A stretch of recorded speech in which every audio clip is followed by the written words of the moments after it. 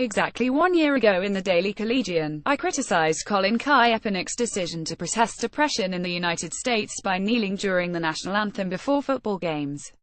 At the time, I thought it was a foolish method to spark change, because those who disagreed with him would see only his action, undermining the ultimate symbol of freedom in America, rather than see the just cause for which he kneeled. Sitting during the national anthem, though a peaceful protest, is an unnecessarily poignant punch that's more likely to create separation and animosity rather than unity and brotherhood, I wrote then.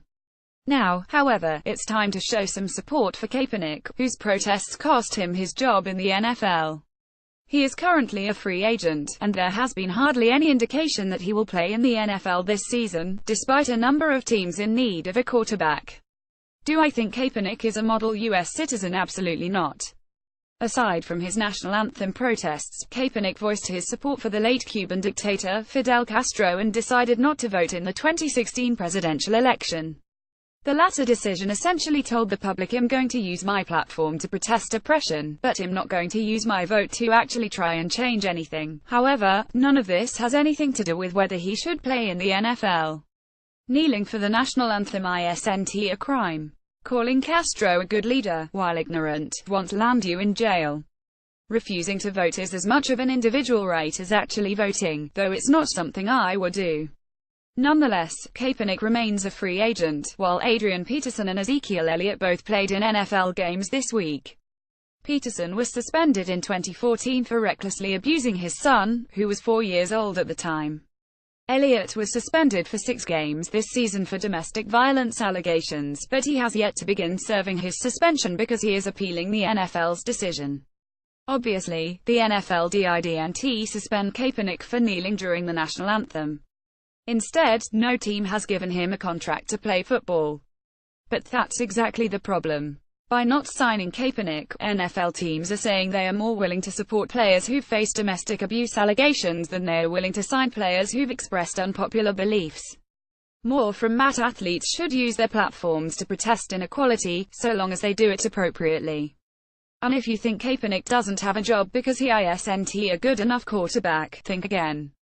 The Colts, for instance, have a quarterback battle brewing this week between Scott Tolzien and Jacoby Brissett because Andrew Luck is injured. The 49ers, Kaepernick's old team, are starting Brian Hoyer under center.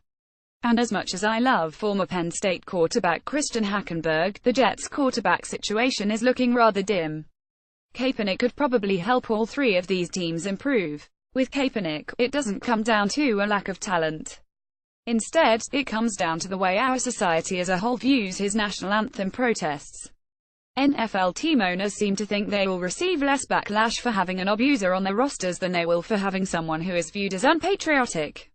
And the saddest thing about the lopsided priorities, though, is there's some truth in them.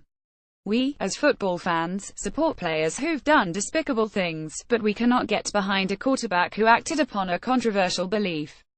We cheer for players who've faced rape allegations, so long as they help our teams win. We buy jerseys of players who've been arrested for drunk driving, and we go to extreme measures to defend players who are also domestic abusers. Kaepernick is being punished for kneeling for a cause he believed was just, yet other players are making millions of dollars after committing crimes that we all understand are wrong. It's time to get our priorities straight. Matt Martell is a senior majoring in digital and print journalism and is a columnist for the Daily Collegian. Email him at mtm5481@psu.edu and follow him on Twitter at @martell728. Matt's last column, Martell discusses the importance of Martin Luther King Jr.'s famous speech, "I have a dream," and its relevance in today's society.